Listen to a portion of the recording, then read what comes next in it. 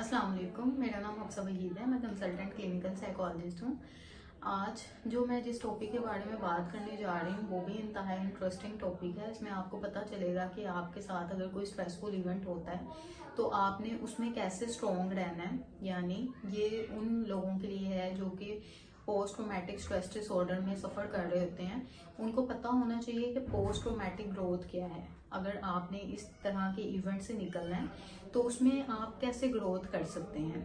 तो आज जो मैं कॉन्सेप्ट दूंगी वो फ्रजाइलिटी और एंटी फ्रजाइलिटी के बारे में है, जिसमें एक अमेरिका के सियासतदान और अमेरिका के साइंसदान, और इसका कॉन्सेप्ट अमेरिका के साइंसदान ने दिया है और रियाजीदान ने दिया है, जिसका नाम है नसीब तलब।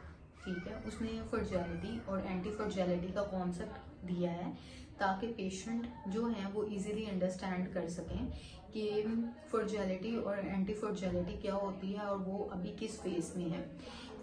तो सबसे पहले जब हम बात करते हैं फ्रजाइलिटी क्या है। फ्रजाइलिटी जो होती है वो एक इंतहाई नाजुक चीज़ होती है जो कि आसानी से टूट जाती है।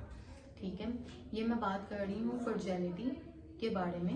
ये एक नाजुक चीज़ है जो कि आसानी से टूट जाती है। जैसे कि आपने देखा होगा कि एग, फॉर एग्जांपल एग की मिसाल लेते हैं कि एग जो है अगर आप उसको थोड़ा सा भी हिट करोगे तो वो जल्दी से टूट जाएगा। या मिट्टी के बर्तन आपने देखे होंगे, अगर आप उनको हिट करोगे तो वो इजीली टूट जाएंगे। ठीक है, अभी जब मैं कॉन्सेप्ट देने लगी हूँ उसको एंटी फ्रजाइलिटी भी कहते हैं और पोस्ट ट्रोमैटिक ग्रोथ भी कहते हैं। ठीक है, पोस्ट ट्रोमैटिक स्ट्रेस डिसऑर्डर वाले पेशेंट्स को पता होना चाहिए कि पोस्ट ट्रोमैटिक ग्रोथ क्या है। ठीक है, तो पोस्ट ट्रोमैटिक ग्रोथ या एंटी फ्रजाइलिटी एक ऐसी चीज़ है जो कि फ्रजाइलिटी के ऑपोजिट है। उसमें ये होता है कि आप इसका मतलब है कि ये जो चीज़ है वो आसानी से टूटती नहीं है। ठीक है, जिसको हम एंटी फ्रजाइलिटी कहते हैं। यानी अगर आपके ऊपर कोई सदमा आया है या आपके ऊपर कोई प्रेशर डाल रहा है या आपके ऊपर कोई दबाव आ रहा है तो आप जो हैं वो बहुत ज़्यादा मजबूत हो जाते हैं और आपके अंदर एक पावर आ जाती है कि आपने इसको फेस करना है। यानी जो पोस्ट ट्रोमैटिक डिसऑर्डर के पेशेंट्स होते हैं वो फ्रजाइलिटी में सफ़र कर रहे होते हैं, जो कि उनको लग रहा होता है कि ये इस सिचुएशन से वो निकल नहीं पाएंगे। लेकिन उन्होंने अपने माइंड में एंटी फ्रजाइलिटी का कॉन्सेप्ट क्रिएट करना है। यानी किसी सदमे के बाद या किसी स्ट्रेसफुल इवेंट के बाद उन्होंने खुद को बहुत ज़्यादा मजबूत कर लेना है। तो ये एक इसका नफ्सियाती जो नाम है एंटी फ्रजाइलिटी का वो पोस्ट ट्रोमैटिक ग्रोथ है। पोस्ट ट्रोमैटिक ग्रोथ या एंटी फ्रजाइलिटी में आप खुद को कैसे मजबूत कर सकते हैं।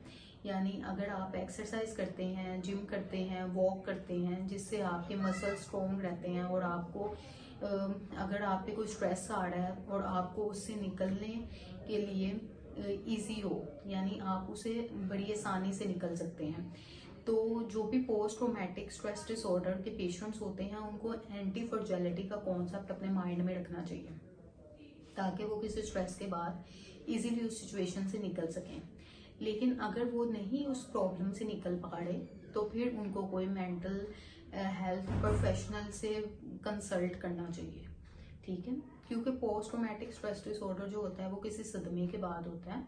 किसी सदमे के बाद पेशेंट की डेली रूटीन फंक्शनिंग चेंज हो जाती है। लेकिन अगर वो फिर भी उस चीज़ से नहीं निकल पा रहा तो फिर उसको किसी साइकेट्रिस्ट या किसी साइकोलॉजिस्ट से कंसल्ट करना चाहिए ताकि वो इस प्रॉब्लम से निकल पाए। अगर आप इस तरह के किसी प्रॉब्लम का शिकार हैं तो आप हमसे कांटेक्ट कर सकते हैं, हमसे बात कर सकते हैं और अपनी अपॉइंटमेंट बुक करवा सकते हैं। Thank you.